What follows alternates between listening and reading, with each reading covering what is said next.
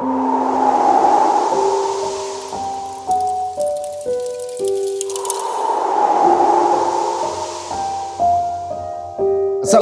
warahmatullahi wabarakatuh. Selamat malam semuanya teman-teman. Selamat datang kembali di channel kesayangan kita, channel Ilo Extreme.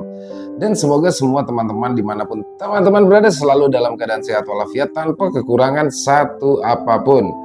Dan di kesempatan yang baik ini kita akan membawakan satu kisah dari Miss Tinim. Wow, Miss Tinim, salah satu penulis muda berbakat ya, asal kota Semarang, Jawa Tengah.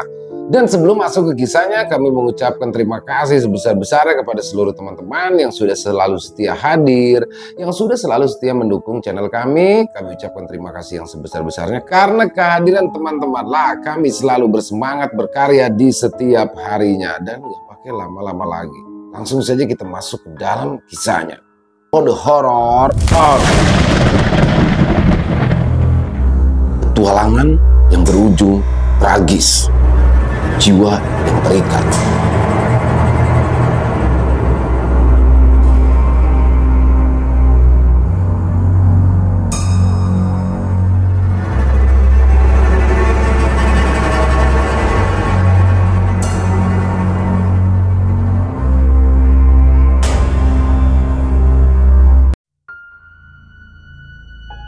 Aku hanya duduk sambil mengayunkan kaki lalu beranjak mendekat ke arah radio tua yang lama tak terdengar suaranya. Masih berfungsi nggak nih ya? Batinku sembari menekan tombol on pada radio tua itu. Tanganku pun kini mulai sibuk memutar tombol untuk mencari frekuensi yang ingin aku dengar. Radio tua itu mulai berbicara. Hello, what's up guys? Kembali lagi dengan aku Tommy di Jenggala FM pada malam Jumat ini. Ujar suara dari radio tua itu. Sambil mengelus dada, aku terkejut ternyata radio tua itu masih berfungsi dengan baik. Baru ingat ya kalau ini malam Jumat, gumamku setelah mendengar pembawa acara radio tersebut. Aku hiraukan lagi ucapan pembawa acara itu. Kini, aku pun mulai berjalan membawa segelas kopi lalu kembali duduk di teras rumah dengan halaman yang luas serta pemandangan jalanan kosong malam itu. Sambil telepon Lisa sama Jamet, asik kali ini ya, biar gak takut-takut banget, ucapku sambil merogoh saku celana untuk meraih handphoneku. Radio tua itu masih terus saja bergumam, tapi tak kuhiraukan. Sambil menyeruput segelas kopi hangat yang aku genggam, pemandangan malam dengan desir angin sudah cukup menemani kesunyianku. Sementara itu, telepon yang aku genggam pun masih berdering untuk memulai panggilan masuk kepada Lisa dan Jamet, kawan setiaku sejak duduk di bangku kuliah. Setelah sekian lama, panggilan masuk pun mulai diterima oleh Lisa. Apain lo malam-malam gini nelfon gue? Tanya Lisa dengan nada tingginya. Ya elah, santai aja kali. Gabut nih gue nih, malam-malam gini. Sepi benar. Lu ngeles aja. Pasti lu lagi ketakutan kan? Ejek Lisa. Enak aja lu. Gak lah. By the way, si Jamet mana ya? Ya lu aja gak tahu, apalagi gue. Lagian lu jam 11 malam gini nelpon. Ganggu orang tidur tau gak? Perbincangan kami pun mulai membawa rasa hangat menemani sunyinya malam itu. Terlintas di pikiranku untuk membicarakan sebuah ide gila setelah mendengar ucapan pembawa acara radio yang sedari tadi masih berbicara. Sembari menyimak pembawa acara radio, lalu aku pun melangkah mulai mendekat ke arah radio tua itu. Lo denger deh nih, ucapku sambil mendekatkan speaker handphoneku ke arah radio. Radio ya? Tumben lo, saut Lisa setelah menyadari suara yang ternyata berasal dari radio. Shh, dengerin dulu. Seketika kami berdua terdiam, menyimak dengan seksama pembawa acara radio yang sedang bercerita. Kisah ini terjadi pada tahun 1950-an. Konon katanya arwah dari korban sampai saat ini masih bergentayangan di sekitaran rumahnya. Bagi yang belum tahu, rumah ini tepatnya ada di daerah Bandung ya, ucap pembawa acara radio itu. Di mana tuh ya? Kepo gue, tanya Lisa tiba-tiba. Tunggu, dengerin dulu. Pembawa acara radio itu masih saja berbicara, membacakan sebuah pertanyaan yang dikirimkan dari pendengarnya. Oke, ada yang tanya nih dari extension. Pertanyaannya, nama rumahnya apa? Langsung kita jawab nggak ya? Intinya rumah itu ada di sekitaran pemukiman yang sudah ditinggalkan penduduknya, guys. Ya saran aku sih jangan kepo, karena dari kesaksian narasumber kali ini rumah itu dikenal berbahaya. Oke, aku kira cukup ya cerita malam ini. Sampai ketemu di minggu depan. See you guys. Ya, cerita yang dibawakan oleh sang pembawa acara radio itu selesai seketika mengundang segudang rasa penasaranku tentang tempat yang sudah disebutkan tadi. Ide-ide gila seketika mulai bermunculan menggugah hatiku untuk segera mengunjungi tempat itu. Menarik nggak?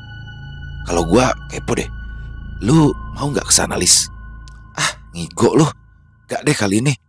Lu denger kan tadi abangnya ngomong apa? Jangan kepo sama tempatnya. Ah elah, nyatanya narasumbernya aja bisa cerita. Berarti kan udah pernah kesana. Lu mah penakut. Udah, gas aja besok.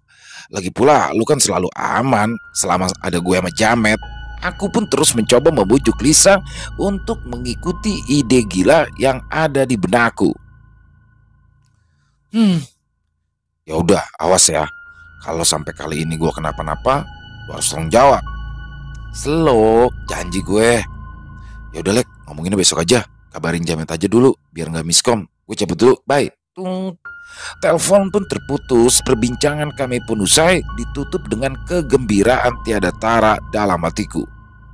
Seketika aku pun melompat-lompat kegirangan bak mendapat sebuah hadiah besar. Ya, ide gilaku kali ini akan segera terlaksana.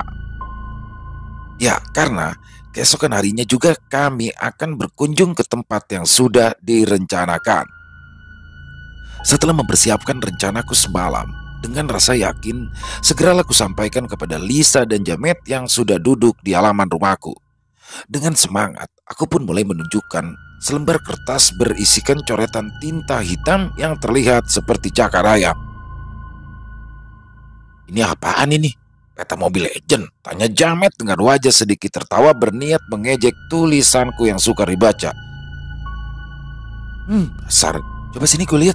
Lisa yang ikut tertawa itu pun langsung menyerobot kertas yang masih berada di tangan Jamet.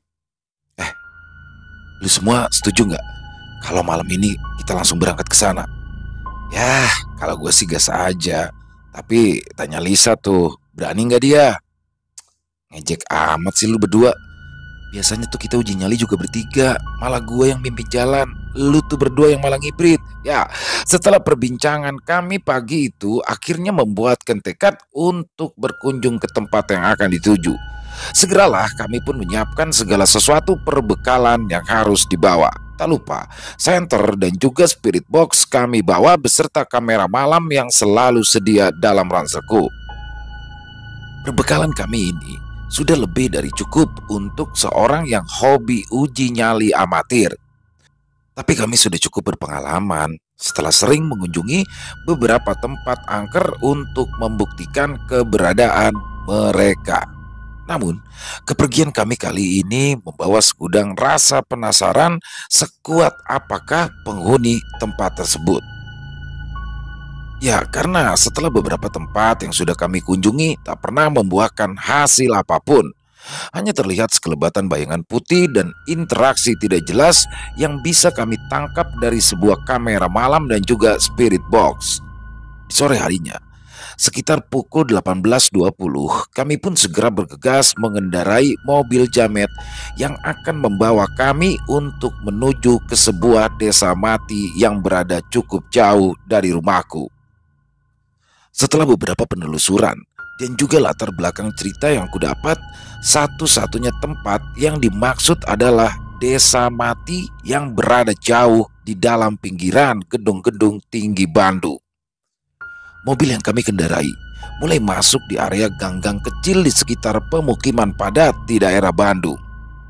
Beberapa tikungan sudah dilewati sesuai dengan arahan dari Google Maps. Namun, kami tak kunjung bertemu dengan tempat yang kami tuju, malah hanya terus memutari belokan yang sama yang sudah kami lewati sebelumnya.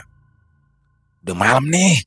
Coba deh lu turun, tanya tuh ke abang-abang cilok, ucap Jamet yang mulai kewalahan mencari jalan untuk menuju ke desa mati. Aku pun hanya bisa mengangguk, lalu keluar dari dalam mobil dan bertanya kepada pedagang cilok yang terlihat di sekitaran kawasan tersebut. Mang, maaf mang, mau tanya, letak desa mati ini sebelah mana ya? Ngapain tuh malam-malam ke sana, Kang? Bahaya tuh di sana mah. Dengan ekspresi terkejut mendengar pertanyaanku. Ya, sebenarnya sudah sering aku melihat ekspresi beberapa orang yang aku temui saat aku bertanya tentang letak tempat yang akan kami kunjungi. Maklum, tempat yang akan kami kunjungi memang selalu tempat angker di salah satu daerah. Kami memang tim ekspedisi, Mang. Ya, sekedar tanya-tanya aja. Ya, ini mah udah bener jalannya. Belok kanan, ikutin jalan aja lurus. Nah, setelah jembatan itu, ambil deh jalur kiri, nanti sampai ke tempatnya, Kang. Aduh, kalau saran saya mah, jangan gegabah ya kalau sudah sampai di sana, ya. Baik, Mang, atur nuhun. Setelah mendapat jawaban atas tempat yang akan kami kunjungi, segeralah kami pun kembali melaju sesuai arah yang sudah ditunjukkan pedagang cilok itu tadi. Namun, aneh, setelah melewati belokan kami merasa sudah memutari jalanan itu hampir 5 kali dan tidak menemukan jalanan lurus yang mengarah ke jembatan. Tapi sekali lagi, tak kuhiraukan kejanggalan itu. Terlebih memang niatanku yang ingin menelusuri tempat yang dikenal angker di kawasannya. Buset, jalanannya masih tanah ya. Mana banyak bangunan zaman Belanda gini. Ya maklumlah, ditinggal sejak kapan nih. Parkir di mana nih? Di situ aja tuh, ada tanah lapang.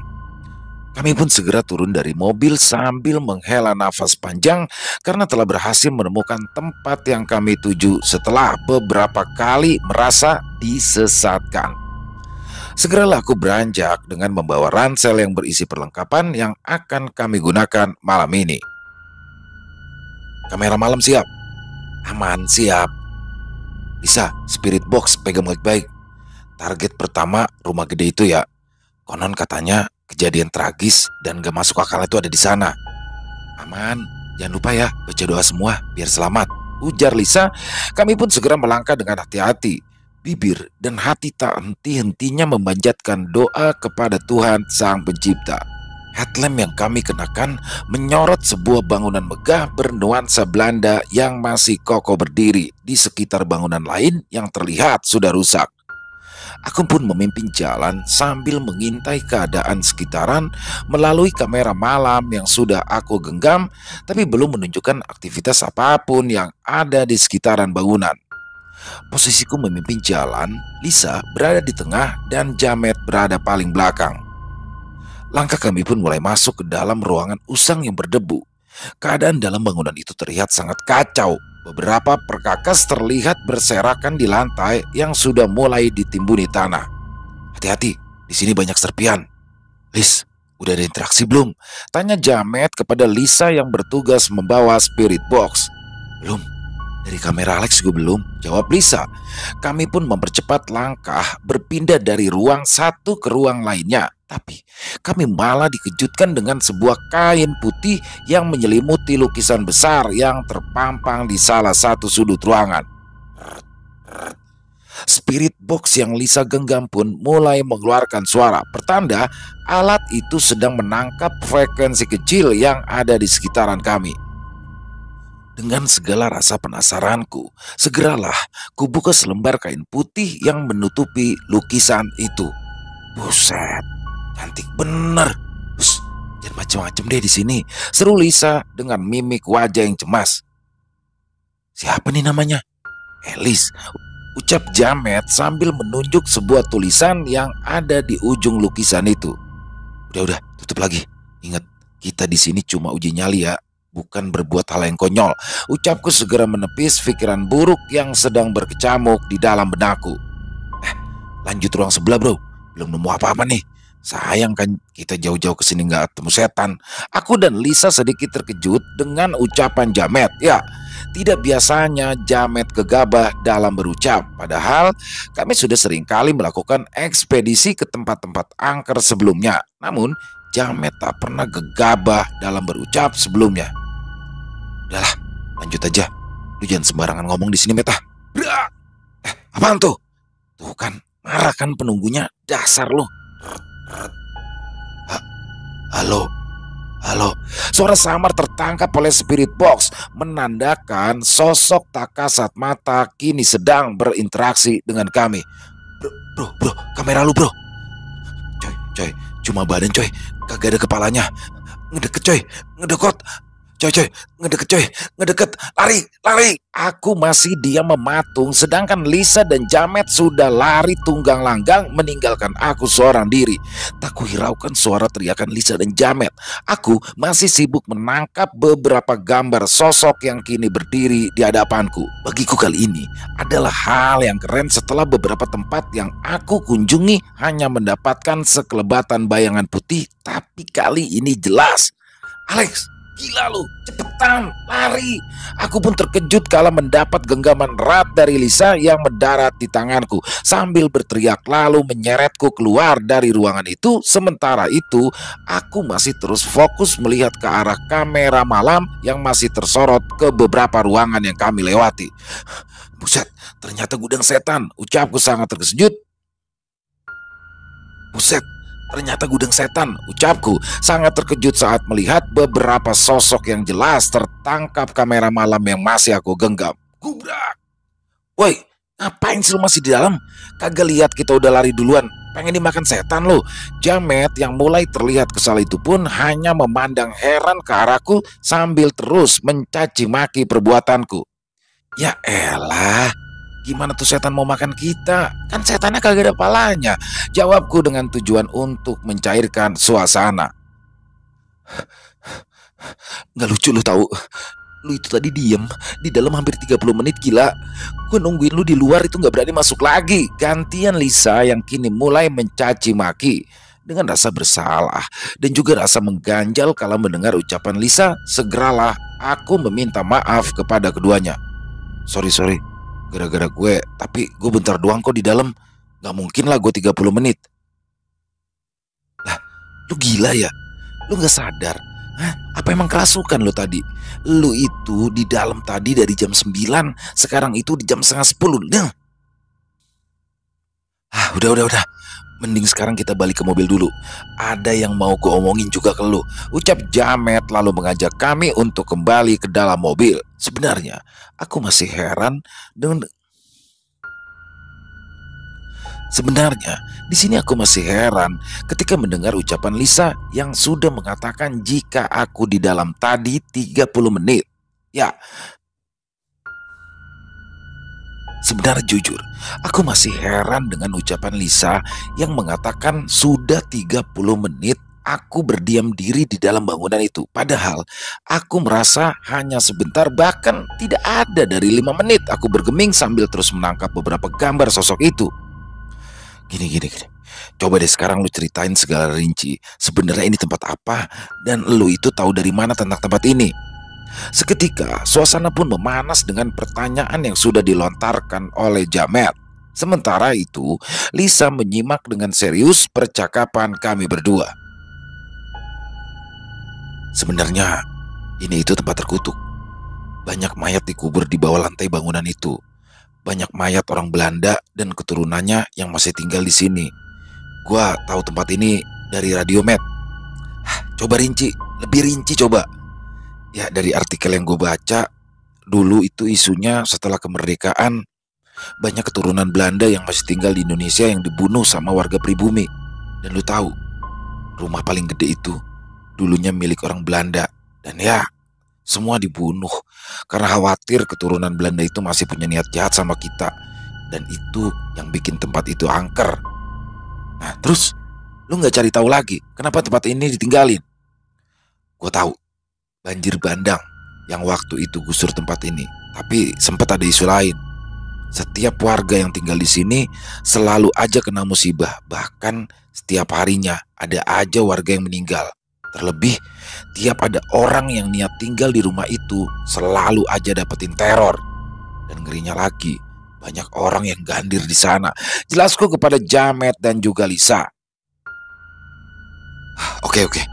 Sekarang gantian gue nih. Selama lu di dalam, Lex, gue dan Lisa itu nyaris kagak bisa keluar dari rumah itu, Lex. Spirit box yang dibawa Lisa aja nangkep suara-suara aneh gila. Lu sadar kan, piano yang ada di ujung ruangan tadi itu ketangkep suaranya.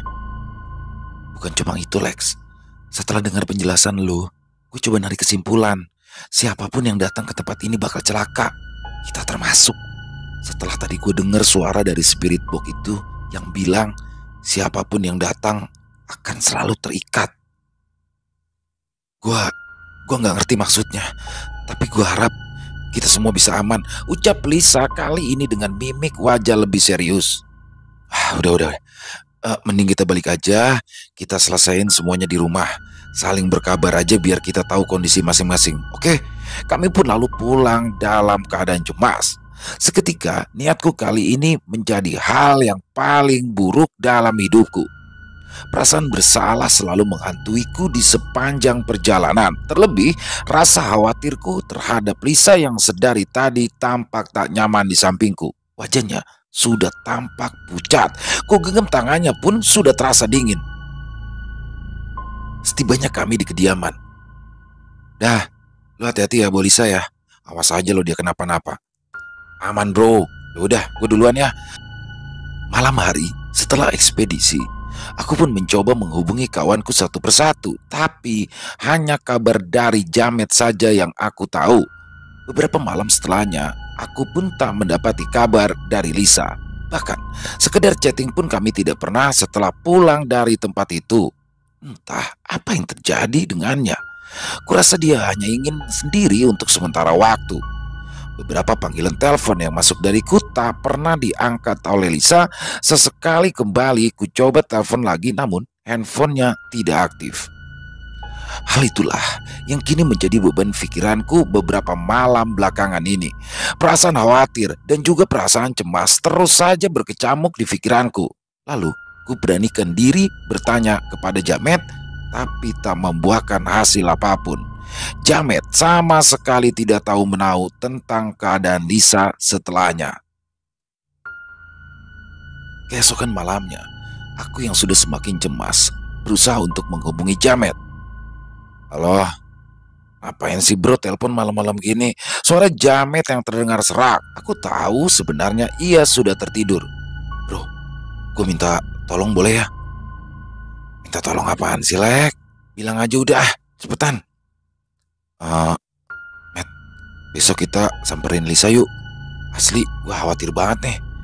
Udah 4 hari ini Lisa gak ada kabar. Oke, ya gampang. Takut juga gue sih. Ya udah, besok gue jemput lu ya. Udah, gue sekarang mau tidur lagi, ngantuk banget nih. Panggilan telepon pun kami terputus dengan harapan aku segera menemukan jawaban atas menghilangnya kabar Lisa. Terlebih untuk memastikan keadaannya. Di keesokan paginya, aku dan Jamet pun sudah siap dengan segala resiko yang akan kami tanggung nantinya. Mobil yang dikendarai Jamet sudah melaju melewati jalanan kota yang padat di siang hari. Beberapa belokan jalan pun sudah kami lewati untuk menuju ke rumah Lisa. Dan kini, mobil yang kami tumpangi sudah berada persis di halaman luas rumah Lisa. Sepi, ada orang gak nih ya? Tanya Jamet setelah melihat rumah Lisa yang memang begitu sepi. Tak biasanya semua pintu dan jendela rumahnya tertutup rapat. Walaupun hanya ada Umi dan Abi di rumahnya, pintu dan jendela itu senantiasa terbuka. Aku pun segera menepis pikiran burukku. Aku berjalan perlahan hendak mendekat ke arah rumah Lisa. Tok. Assalamualaikum, Umi. Ini Alex sama Jalu. Ya, Jalu sebenarnya adalah nama asli dari Jamet. Ceklek. Pintu itu terbuka perlahan, memperlihatkan seseorang yang ada di baliknya. Perawakan wanita berdaster dan berjilbab itu tak lain adalah Umi. Waalaikumsalam, Nak. Ya Allah, apa kabar? Sambil mencium tangan Umi, kami pun menuturkan maksud dari kedatangan kami ke rumah Lisa ini. Kabar baik-baik saja, Umi. Oh ya Umi, maaf lancang. Kedatangan kami kemari sebenarnya untuk menengok Lisa. Lisa, kenapa kalian baru kemari? Hah? Kenapa kalian baru kemari setelah kepergian Lisa? Dek, kabar dari Umi sontak membuat kami berdua terkejut. Jantungku terasa berhenti sekian detik. Ya, aku tak mengerti apa yang Umi ucapkan tentang kepergian Lisa. Maksudnya apa Umi? Lisa lagi nggak di rumah. Tanyaku memastikan jika aku tidak salah dengar dengan ucapan Umi. Lisa sudah meninggal 2 hari yang lalu. Dek, innalillahi. Apa yang terjadi sama Lisa, Mi? Tanya Jamet dengan nada tinggi karena terkejut. Umi benar-benar gak ngerti. Lisa sakit setelah pergi malam Kamis. Bibir Umi di sini sedikit bergetar dengan mata yang mulai berkaca-kaca. Mi, Lisa sakit apa, Mi? Maaf Umi gak bisa beritahu. Jangan pernah bicara tentang Lisa lagi. Sekarang lebih baik kalian pulang. Dan tidak ada yang perlu dibicarakan lagi. Brak! Kami bergeming di hadapan pintu yang ditutup dengan keras. Hatiku rasanya remuk tak karuan. Pikiranku tak bisa lagi kukendalikan setelah aku mendengar kabar tentang kepergian Lisa. Aku tak mengerti kenapa harus Lisa. Bahkan aku tak mengerti apa yang terjadi dengannya setelah ekspedisi kami ke tempat itu. Pulang bro, ayo pulang. Kita bicarain di mobil aja. Ajak Jamet lirik padaku. Aku masih tak bisa membendung rasa bersalahku. Tanpa terasa air mata pun mulai menetes membanjiri pipiku. Lisa kenapa ya? Tanya aku dengan suara gemetar sesenggukan. Gue rasa ini akibat kita yang lancang pergi ke sana. Maksud lu? Lu ingat? Lu ingat gak apa yang Lisa bilang tentang suara dari spirit box itu? Siapapun yang datang bakalan terikat. Dan lu tahu, itu semua gara-gara lu. Itu semua gara-gara lu dan Lisa jadi mati itu gara-gara lu. Ucapan Jamet menusuk hatiku. Semakin hancur, tak kuasa aku menahan tangis yang semakin deras mengalir. Iya salah gue. Gue juga gak tahu. Gue gak ngerti. Andai lu ngajak gue ke sini lebih cepet, mungkin kita bisa selamatin Lisa. Lu egois, Matt. Bahkan omongan lu yang paling parah di sana. Lu gak bisa jaga omongan. Emosiku meledak. Kuutarakan semua umpatan kepada Jamet. Jamet terdiam beberapa saat, memandangiku dengan tatapan yang penuh amarah. Terserah lu. Lu yang egois ngajak buat kita ke sana. Udah tahu tempat terkutuk, masih ngeyel. Mana tuh narasumber yang lu bilang punya kesaksian tentang tempat itu? Hah? Aku pun langsung terdiam kala mendengar ucapan dari Jamet. Ya, oke, salah gua. Udah tahu kan? Untung sadar lu. Mulai sekarang, mulai detik ini, kalau lu mau ekspedisi sendiri, silakan. Gua out dari tim ini.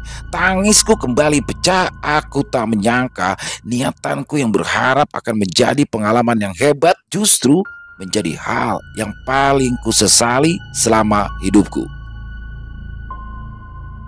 Semenjak kepergian Lisa, kami pun tak pernah lagi bertukar kabar. Bahkan aku tak tahu menahu tentang keadaan Jamet saat ini. Hanya ku dengar kabar burung tentangnya yang sakit-sakitan beberapa hari belakangan ini.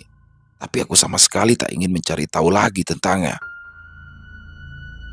Jelas banget ya penampakannya, ucapku sambil menekan tombol kamera untuk melihat beberapa gambar yang aku tangkap hari itu. Apaan nih? Dek. Aku terkejut ketika melihat ulang foto kami sebelum melakukan ekspedisi di bangunan itu. Foto yang kami tangkap tepat di halaman bangunan itu menunjukkan sebuah tangan dengan kuku panjang yang menggenggam leher Lisa. Ya, terlihat dengan jelas. Refleks, aku pun langsung melempar kameraku ke kasur lalu menutupi diriku dengan selimut tebal. Tengkuku mulai terasa dingin, apalagi mengingat kejadian kami di bangunan tua itu. Tiba-tiba handphone yang ada di sampingku menyala. Sebuah judul lagu yang sering Lisa dengar diputar dari handphoneku. Padahal aku sama sekali tidak menekan apapun di handphoneku, apalagi sampai memutar lagu yang sekarang aku anggap mengerikan. Ya, lagu Payung teduh. Dan sampai saat ini, kabar sakitnya Jamet pun belum jelas alasannya. Sementara itu, sudah beberapa tempat aku datangi untuk mencari sebuah jalan dari segala permasalahan ini.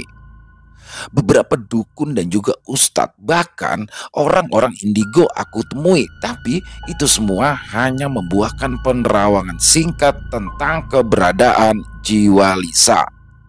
Konon katanya, jiwa Lisa masih terikat di dalam sebuah bangunan tua.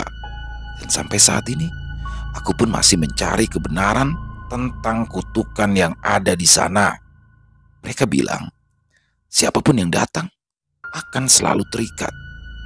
Di antara kami, hanyalah Lisa yang menjadi korban. Dan selanjutnya, apakah Jamet ataukah aku? Entah, aku tak tahu. Selesai. Wow, luar biasa kisah dari Misty Nim, salah satu penulis muda berbakat asal kota Semarang. Keren banget kisahnya, dapet banget, alur ceritanya keren ya kan. Akhirnya juga ternyata pilihannya jatuh kepada salah satu cewek yang ada di dalam kelompoknya. Dan sekali lagi alurnya bagus banget ya. Dan banyak-banyak ini ya, banyak hikmah yang bisa kita ambil dalam kisah ini. Ya kalau terkait hobi sulit ya. Mungkin sebagian orang akan punya pikiran, ngapain sih iseng banget gitu, jauh-jauh datang ke satu tempat yang dikatakan horor, terus pakai acara ngerekam dan lain-lain. Mungkin sebagian besar orang ya akan ada yang berpikiran seperti itu. Tapi memang sulit ketika hal itu sudah menjadi hobi ya. Apalagi mungkin menghasilkan uang dari video-video yang dihasilkan ya, dari kejadian-kejadian yang mungkin bisa terekam. Memang sulit. Ya, setiap pekerjaan ada risikonya, tapi kalau suruh milih saya pasti nggak mau kalau begitu ya. Itu luar biasa. 3 orang anak muda yang memang selama ini aman akhirnya menjadi berpisah ya.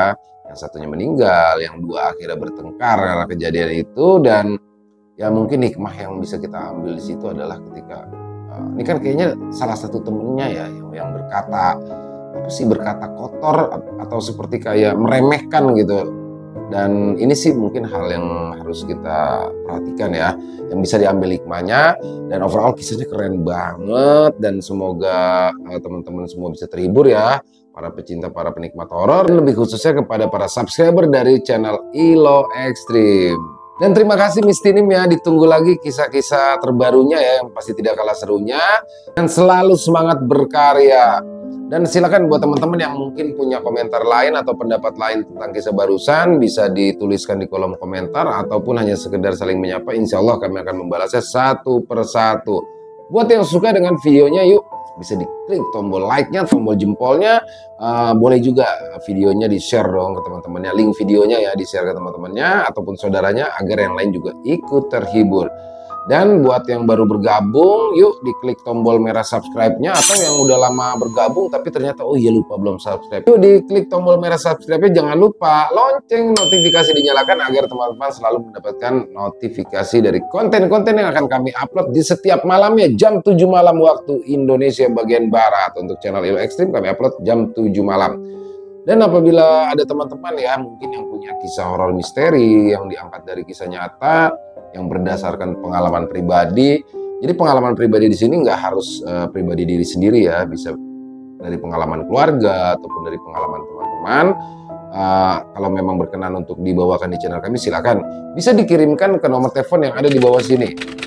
Dan bebas ya, kirimannya dalam bentuk tulisan boleh, dalam bentuk rekaman suara boleh, atau voice note boleh, bebas. Pokoknya senyamannya teman-teman aja. Dan buat teman-teman yang sudah mengirimkan kisah, kami ucapkan terima kasih. Buat yang sudah mengirimkan kisah tapi belum dibawakan, kami harap mohon bersabar karena memang harus melalui proses penggarapan dulu agar lebih bisa dinikmati oleh teman-teman yang lainnya. Dan sekali lagi kami mengucapkan terima kasih atas kebersamaannya teman-teman selalu di setiap harinya, karena kehadiran teman-temanlah kami selalu bersemangat berkarya setiap harinya. Di akhir kata, saya ILO mengucapkan permohonan maaf apabila mungkin dalam pembawaan kisahnya tadi ada kata-kata saya yang salah ataupun ada kata-kata saya yang kurang berkenan di hati teman-teman. Saya mohon dibukakan pintu maaf. Dan sampai berjumpa lagi di konten-konten kami selanjutnya yang pasti tidak kalah ngerinya, yang pasti tidak kalah seramnya. Masih bersama saya ILO channel Ilo Ekstrim. Salam sehat sukses selalu untuk kita semua. Wassalamualaikum warahmatullahi wabarakatuh.